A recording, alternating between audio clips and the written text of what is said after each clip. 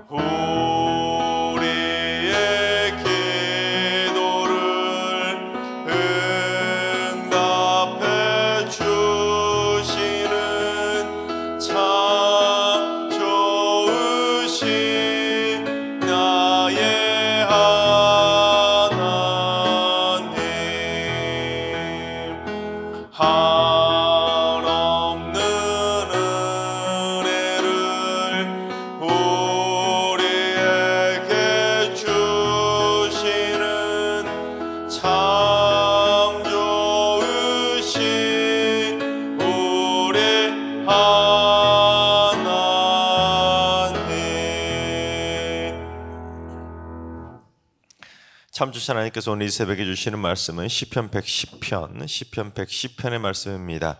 다 같이 드라마 바이블로 봉독하겠습니다. 제 110편 다윗의 시. 여호와께서 내 주에게 말씀하시기를 내가 내 원수들로 내 발판이 되게 하기까지 너는 내 오른쪽에 앉아있으라 하셨도다. 여호와께서 시온에서부터 주의 권능의 규를 내보내시리니 주는 원수들 중에서 다스리소서. 주의 권능의 날에 주의 백성이 거룩한 옷을 입고 즐거이 헌신하니 새벽 이슬 같은 주의 청년들이 주께 나오는도다. 여호와는 맹세하고 변하지 아니하시리라. 이르시기를 너는 멜기세덱의 서열을 따라 영원한 제사장이라 하셨도다. 주의 오른쪽에 계신 주께서 그의 노하시는 날에 왕들을 쳐서 깨뜨리실 것이라. 문 나라를 심판하여 시체로 가득하게 하시고 여러 나라의 머리를 쳐서 깨뜨리시며 길가의 시냇물을 마심으로 그의 머리를 드시리로다. 아멘. 할렐루야. 하나님께서 오늘도 새날을 선물로 주셨습니다. 오늘 하루도 주님과 동행하면서 담대하게 승리하는 행복한 하루가 되시기를 주님의 이름으로 축원합니다. 예수님은 인간의 몸을 입고 이 땅에 오신 신입니다. 여러분 믿으십니까? 예수님은 인성을 가지신 인간이면서 동시에 신성을 가지신 신입니다. 그러니까 이 땅에 오신 예수님은 우리를 구원하기 위해서 이 땅에 오셨는데 인간의 몸으로 이 땅에 오셔서 신으로서 다시 부활하고 승천하신 신이십니다. 그러니까 예수님은 메시아이면서 동시에 인간이라는, 참 어떻게 보면 세상의 지식으로는 이성으로는 이해할 수 없지만 예수님은 분명히 인간이면서 동시에 신입니다. 바로 그러한 사실을 예언하고 있는 메시아 예언시가 바로 오늘 본문 110편입니다. 그래서 너무나 신학적으로 중요한 메시지가 담겨 있기 때문에 오늘 본문 110편의 말씀들은 신약 성경에서 자주 인용되는 말씀입니다. 사복음서에서도 인용이 되었고 사도행전에도 인용이 되었고 히브리서에도 인용이 된 자주 인용되는 말씀인데, 예수님조차 직접 오늘 말씀을 인용하셨고 베드로도 인용했던 말씀인 우리 1절 말씀을 봉독해 보겠습니다. 여호와께서 내 주에게 말씀하시기를 내가 내 원수들로 내 발판이 되게 하기까지 너는 내 오른쪽에 앉아 있으라 하셨도다. 오늘 보면 시편 110편은 다윗 왕이 지은 시입니다. 왕이 지었다는 시를 좀 주목해서 기억하시고요. 그런데 그 다윗 왕이 뭐라고 하냐면 여호와께서 내 주에게 말씀하시기를. 여러분 이 구절 뭔가 좀 이상한 거 못 느끼셨습니까? 여호와께서 말씀하시는 다윗 왕의 주가 또 다른 주가 또 있다는 겁니다. 다윗이 왕이잖아요. 왕이면 하나님만 주라고 부를 수 있는데 하나님께서 또 다른 주가 있다는 거예요. 다윗이 주라고 고백하는. 그런데 그 주의 원수들을 발팔처럼 다 밟아서 심판할 때까지 너는 내 오른쪽에 앉아 있으라. 즉 하나님께서 다윗 왕의 주에게 하나님의 보좌 오른쪽에 앉아 있으라고 하나님께서 다윗의 주에게 말씀하셨다는 겁니다. 그러니까 예수님이 이 구절을 인용해 가지고는 자신이 바로 다윗 왕이 말했던 그 주라는 사실을 입증하셨는데, 마태복음 22장 41절부터 46절까지 봉독해 보겠습니다. 바리새인들이 모였을 때에 예수께서 그들에게 물으시되 너희는 그리스도에 대하여 어떻게 생각하느냐? 누구의 자손이냐? 대답하되 다윗의 자손이니이다. 이르시되 그러면 다윗이 성령에 감동되어 어찌 그리스도를 주라 칭하여 말하되 주께서 내 주께 이르시되 내가 내 원수를 내 발 아래에 둘 때까지 내 우편에 앉아 있으라 하셨도다 하였느냐? 다윗이 그리스도를 주라 칭하였은즉 어찌 그의 자손이 되겠느냐 하시니 한마디도 능히 대답하는 자가 없고 그날부터 감히 그에게 묻는 자도 없더라. 여러분 이게 무슨 내용이냐면 예수님이 이 바리새인들이 모여 있을 때 바리새인들에게 질문을 던지신 겁니다. 너희는 그리스도가 메시아이거든요. 즉 메시아가 누구의 자손이냐고 그렇게 생각하는지를 물어보신 겁니다. 그러자 바리새인들이 그리스도는 다윗의 자손이라고 대답을 한 겁니다. 그래서 예수님이 너희들이 지금 입으로도 그리스도가 다윗의 자손이라고 대답을 했는데 그렇다면 다윗의 자손이면 누구나 다 그리스도가 될 수 있다는 것이냐? 말도 안 되는 소리 하지 말라는 겁니다. 즉 다윗의 자손이라고 해서 누구나 메시아가 될 수 있는 것은 아니라는 것입니다. 인간이면서 다윗 왕조차 주라고 부를 만큼 신적인 존재만 메시아가 될 수 있다는 것을 언급하신 겁니다. 그런데 당시 유대인들은 다윗이 지은 시편의 말씀들이 그냥 지은 것이 아니라 성령에 감동되어 지은 예언의 말씀들이라는 사실을 당시 유대인들도 믿고 있었습니다. 그래서 예수님이 바로 오늘 말씀을 인용하신 겁니다. 즉 다윗 왕이 성령에 감동되지 않았다면 왕이었지 하나님 말고 또 다른 존재를 내 주라고 칭할 수가 있겠냐는 겁니다. 여러분 그렇지요? 다윗은 왕입니다. 왕이면 그 당시에 최고의 존재예요. 신 다음의 존재입니다. 그래서 다윗 왕이 하나님 말고 신이신 하나님 말고 또 다른 대상을 주라고 부를 수가 없다는 것이죠. 그런데 다윗 왕이 성령에 감동되어서 그리스도이신 주님을 주라고 하나님 말고 또 다른 주라고 고백하고 있는데 그처럼 오늘 말씀을 보면 다윗이 성령에 감동되어서 하나님이 내 주이신 그리스도께 하신 그 예언의 말씀을 다윗이 고백하지 않았냐는 것입니다. 즉 그리스도는 다윗의 자손으로 오는 인간이면서 동시에 모든 원수인 사탄의 세력들을 그 발 아래 발팔처럼 다 밟아버릴 때까지 하나님 보좌 우편에 앉아 계실 신이라는 것을 하나님께서 오늘 본문 예수님이 시편 110편 오늘 말씀을 인용을 해서 자신의 신성과 인성을 입증하신 겁니다. 그러니까 예수님의 신성과 인성을 모두 입증하는 신학적으로 매우 중요한 예언의 말씀이 바로 오늘 본문 시편 110편의 말씀인 겁니다. 그래서 예수님은 이 1절 말씀을 인용하시면서 바리새인들의 어리석음을 꾸짖으신 겁니다.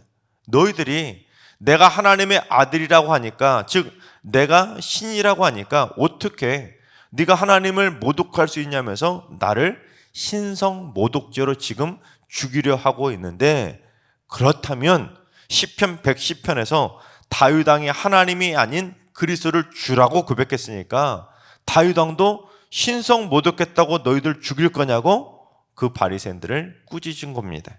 왜냐하면 바리새인들은 예수를 신이신 주로 인정하지 않았고 오직 하나님 한 분만 주로 인정했기 때문에 그들은 다윗 왕이 주라고 불렀던 것을 인정하지 않을 수가 없다는 거예요.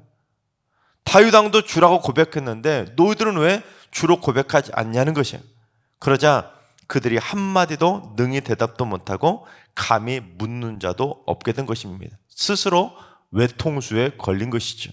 그래서 베드로도 예수님이 죽으시고 부활하신 다음에 이 말씀을 인용하시면서 유대인들한테 다시 설교를 하게 되었는데, 우리 사도행전 2장 34절부터 37절까지 봉독해 보겠습니다.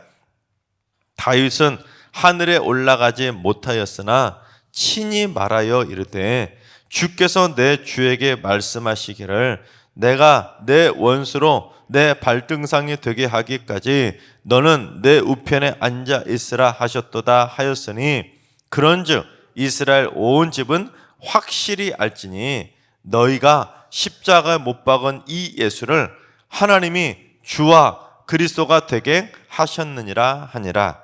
그들이 이 말을 듣고 마음에 찔려 베드로와 다른 사도들에게 물어 이르되 형제들아 우리가 어찌할꼬 하거늘.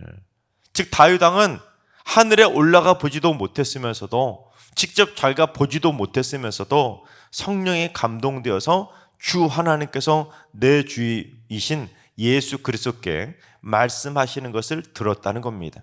내가 내 원수로 내 발등상이 되게 하기까지 내 우편에 앉아 있으라고 하나님께서, 내 주 하나님께서 내 주 예수 그리스도께 메시아에게 말씀하신 것을 다윗 왕도 듣지 않았느냐? 즉 너희들도 시편 110편 1절 말씀을 알지 않느냐? 너희들 왜 그런데 주 예수를 그리스도로 영접하지 않느냐? 유대인들을 꾸짖은 겁니다. 다윗 왕도 예수를 주로 시인했는데 왜 너희들은 주를 시인하지 않느냐는 겁니다. 너희는 아직 성령에 감동되지 못했기 때문에 너희들이 나를 주로 인정하지 않는 거 아니냐는 것입니다. 그러면서 이스라엘 온 집은 확실히 알지니 너희가 십자가에 못 박아버린 이 예수 그리스도가 바로 하나님이 우리의 주와 그리스도가 되게 하신 메시아라고 그 메시아 복음의 메시지를 설교한 겁니다. 그러자 예수님이 바리새인들에게 오늘 말씀을 인용하셨을 때 바리새인들의 마음이 찔려가지고 한마디도 대답하지 못했던 것처럼 베드로도 똑같은 이 말씀을 가지고 인용해서 설교를 하자 유대인들이 마음에 찔리게 된 겁니다. 그래서 베드로와 사도들한테 우리가 어찌할꼬 하면서 그때서야 회개하기 시작한 겁니다. 즉 그때서야 복음의 메시지를 듣고 성령의 감동이 되어 자기들이 교회인임을 회개하기 시작한 겁니다. 그러니까 오늘 말씀은 예수님이 바로 신성과 인성을 가지고 이 땅에 오신 주 예수 그리스도 메시아라는 사실을 예언하고 있는 너무 중요한 신학적 말씀인 것입니다. 즉 우리가 예수님을 믿어도 그냥 대충 예수님은 나의 주님이시야 이 정도로 믿을 것이 아니라 예수님이 누구신지 제대로 알고 믿어야 성령에 감동될 수 있다는 것을 언급하고 있는 것입니다. 그래야 성령에 감동되어서 우리가 죄인임을 깨닫고 마음에 찔림이 있게 되는 것입니다. 그래야 회개하게 되는 것이에요. 그리고 오늘 말씀은 예수님께서 이 재림주로 다시 오실 것까지도 예언하고 있는데 여러분 5절부터 7절까지 예수님의 재림에 대한 예언의 말씀을 봉독해 보겠습니다. 주의 오른쪽에 계신 주께서 그의 노하시는 날에 왕들을 쳐서 깨뜨리실 것이라. 문 나라를 심판하여 시체로 가득하게 하시고 여러 나라의 머리를 쳐서 깨뜨리시며 길가의 시냇물을 마심으로 그의 머리를 드시리로다. 여러분 5절 말씀에도 주가 두 분이 나오잖아요. 즉 지금 주 하나님의 오른쪽에 계신 주 예수 그리스도께서 노하시는 그 마지막 심판의 날이 되면 이 땅에 심판주로 재림하셔서 주를 대적하던 사탄의 왕들을 다 쳐가지고 깨뜨리실 거라는 겁니다. 그래서 주를 대적하고 주를 거부하던 자들은 전부 다 이 땅에 다시 오실 메시아께서 심판하셔서 이 세상, 이 지구상 곳곳에는 시체들로 다 가득하게 될 거라는 겁니다. 그래서 바로 그날 주를 대적하는 자들은 머리가 깨져서 시체가 될 것이지만 주님께서는 지치지 않고 길가에 시냇물을 마시며 다시 머리를 드시고 계속해서 심판하시고 또 심판하셔서 이 지구상 곳곳을 시체더미로 만드실 거라는 겁니다. 무시무시한 마지막 종말의 심판을 예언한 것이죠. 여러분 그렇습니다. 다윗이 어떻게 우리도 아직 보지 못한 마지막 날, 그 수천 년 전에 다윗 왕이 어떻게 이것을 예언할 수 있었겠습니까? 성령에 감동되지 않고는 메시아에 대한 이 마지막 재림의 심판을 예언할 수 없는 것입니다. 여러분 주를 대적하는 자들은 하나님 보좌 우편에 앉아 계시던 주님께서 다시 이 땅에 재림하시는 그날 결국 전부 다 머리가 깨져서 시체가 될 것입니다. 그러나 주를 대적하는 것이 아니라 주를 믿는 자들은 어떻게 되는지 우리 3절 말씀을 봉독해 보겠습니다. 주의 권능의 날에 주의 백성이 거룩한 옷을 입고 즐거이 헌신하니 새벽 이슬 같은 주의 청년들이 주께 나오는도다. 그렇습니다. 주를 대적하는 자들이 시체가 되어버리는 주님께서 재림하시는 그 마지막 권능의 날이 되면 주를 믿는 주의 백성들은 거룩한 옷을 입고 즐거이 헌신하게 되는 것입니다. 특히 주의 청년이라는 표현이 나오는데 여기서 주의 청년은 단순한 나이가 젊은 청년을 말하는 것이 아니라 주를 믿고 그리스도 안에서 새롭게 태어난 성도들, 즉 예수 믿고 새 생명을 얻게 된 거듭난 성도들을 표현하는 겁니다. 즉 새벽 이슬처럼 셀 수도 없이 수많은 거듭난 성도들이 거룩한 옷을 입고 재림주로 오시는 주 예수 그리스도를 즐겁게 헌신하게 된다는 겁니다.